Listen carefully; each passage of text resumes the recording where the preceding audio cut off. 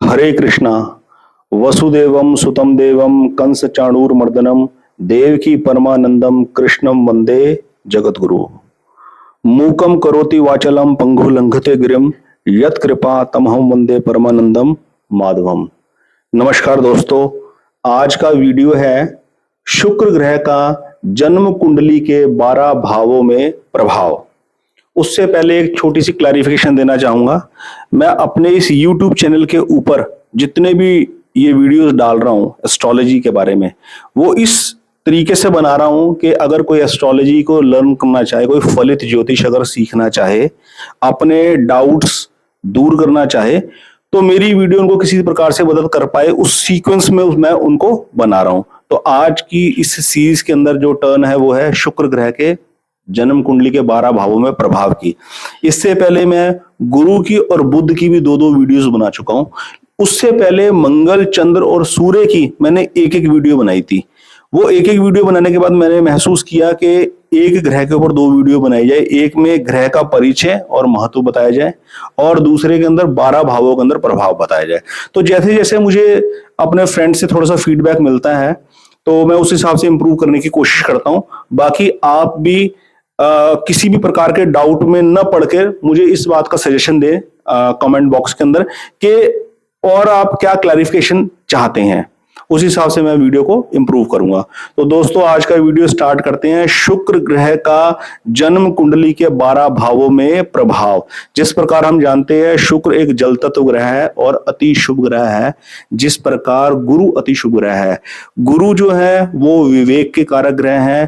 शुक्र जो है वो सुख, वैभव, ऐश्वर्य, इस मेटीरियलिस्टिक वर्ल्ड के जितने सुख हैं उनके कारक ग्रह हैं। तो चलिए शुरू करते हैं। मैंने अपनी तरफ से फलित ज्योतिष के अंदर कुछ नॉर्मल से कोई सूत्र बनाने की कोशिश करी है जिनके आधार पर ये याद रखा जा सके कि किसी ग्रह का जन्म कुंडली में क्या प्रभाव रहता है, शुभ रहता है, अशुभ रहता है, वो ग्रह बली रहता है या कमजोर रहता है। तो शुक्र के बारे में जो नियम है वो ये कहते हैं, बड़ा ही सिंपल और सीधा नियम है कि शुक्र ग्रह एक अति शुभ ग्रह है और शुक्र जिस भी भाव में बैठते हैं उस भाव की वृद्धि करते हैं। ठीक है, तो चलिए शुरू करते हैं। समझने के लिए मैंने ये जो कुंडली लगाई है, ये लगाई है वृष लगन की कुंडली। ठीक है जी, हम मान के चल रहे हैं ये एक वृष लगन की कुंडली है और जिसके स्वामी है शुक्र। शुक्र अगर अपनी स्वराशियों में बैठ जाए, वृष लगन में बैठ जाए या तुला लगन में बैठ जाए, तो शुक्र बली है जन्म कुंडली के अंदर। क्योंकि शुक्र, तुला जो है वो शुक्र की मूल त्रिकोण राशि भी है। शुक्र यदि जन्म कुंडली में तुला राशि पे बैठ जाए तो शुक्र बली है। उनके कारक भाव जातक में उभर कर आएंगे।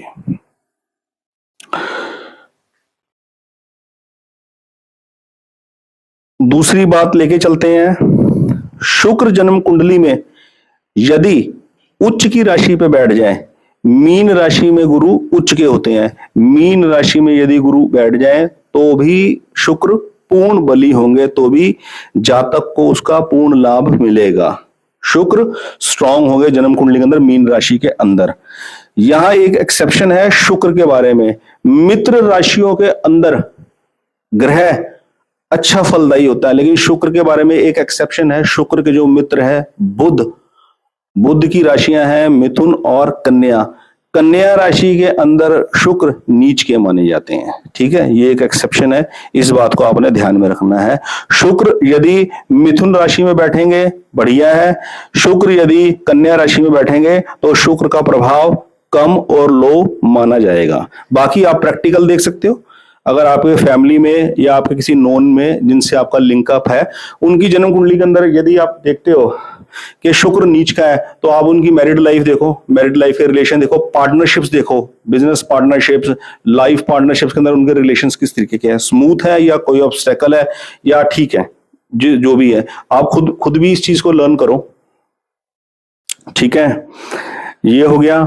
और यदि शुक्र के जो मित्र हैं वो शनि भी हैं। शनि की दोनों राशियां मकर और कुंभ, अगर मकर और कुंभ में शुक्र बैठते हैं तो भी शुक्र बली है जन्म कुंडली के अंदर।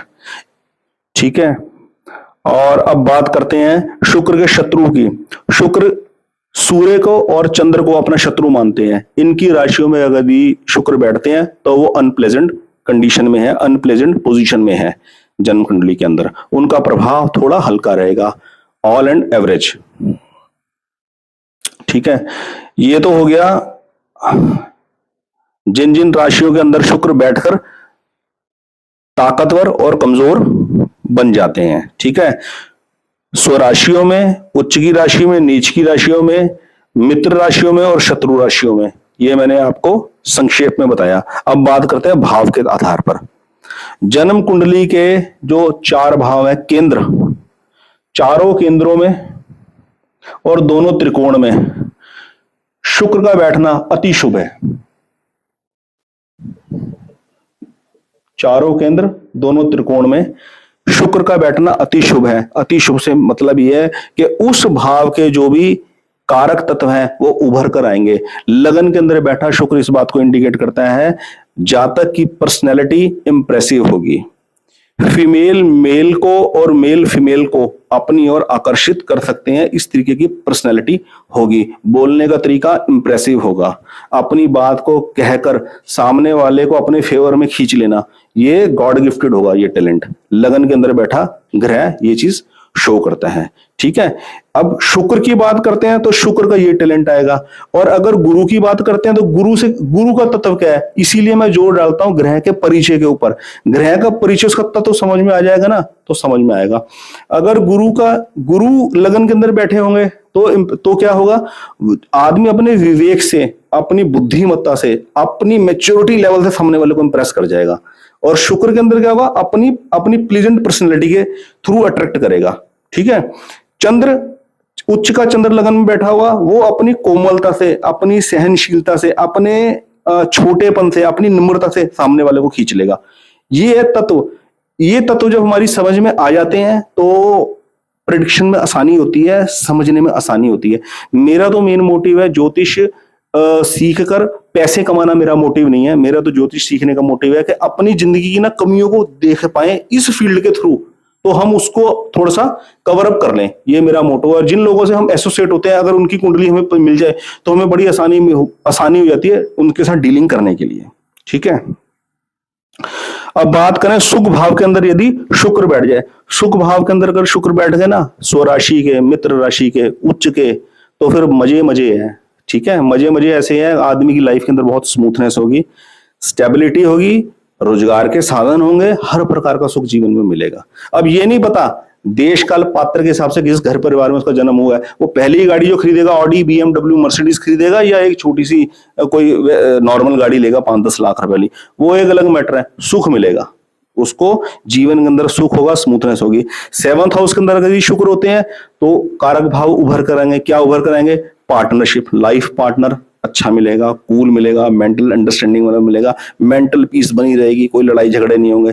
10th हाउस के अंदर शुक्र बताता है काम की स्मूथनेस होगी, जिस काम को करना चाहते हैं उसके रास्ते खुले मिलेंगे, ऑब्स्टेकल्स कम मिलेंगे।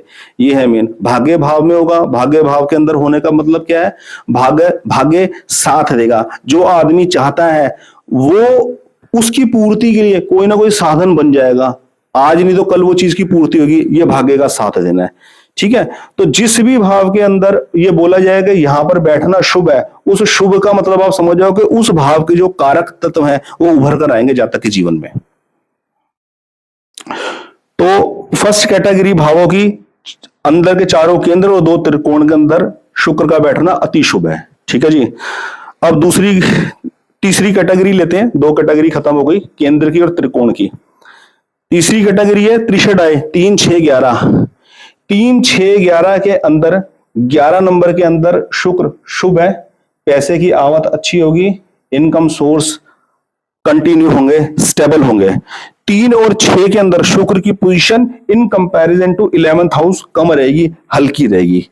ठीक है, वो अलग बात है कि अगर जन्म कुंडली में शुक्र लग्नेश है तो लग्नेश हमेशा ताकतवर रहेगा। लग्नेश अपनी महादशा में और अंतरदशाओं के अंदर हमेशा अच्छा ही फल देंगे। ठीक है, त्रिषडाय के अंदर 11 के कंपैरेटिवली 3 और 6 के अंदर बैठे शुक्र हल्के हैं। उनका प्रभाव हल्का रहेगा थोड़ा। ठीक है जी।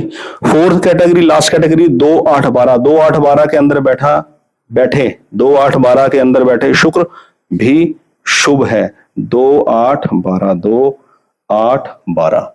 ठीक है जी। ज्योतिषी किताबों में लिखा होता है 12वें भाव के अंदर बैठे शुक्र अतुलनीय धनवान बनाते हैं।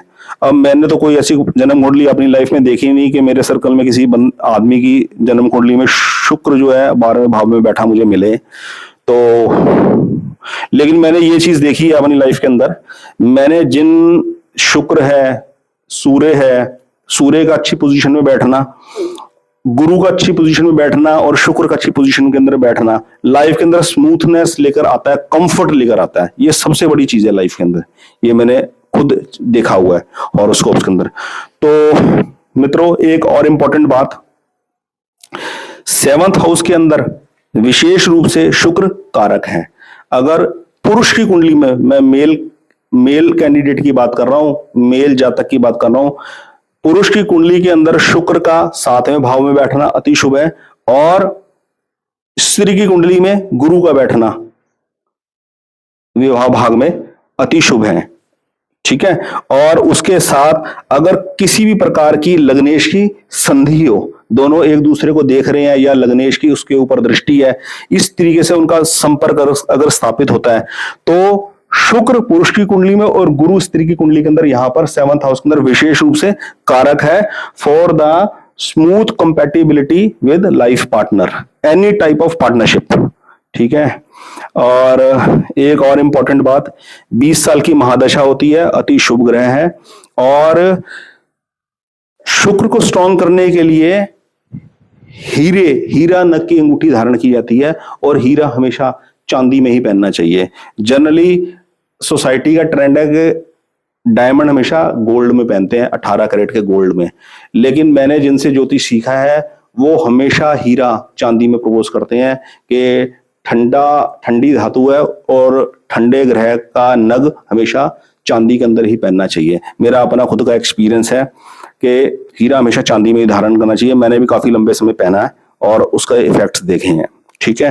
तो उम्मीद है इस वीडियो में मैं शुक्र के बारे में आपको समझा सका। अगला वीडियो लेकर आऊंगा दोस्तों शनि ग्रह के ऊपर। बहुत बहुत धन्यवाद। हरे कृष्णा।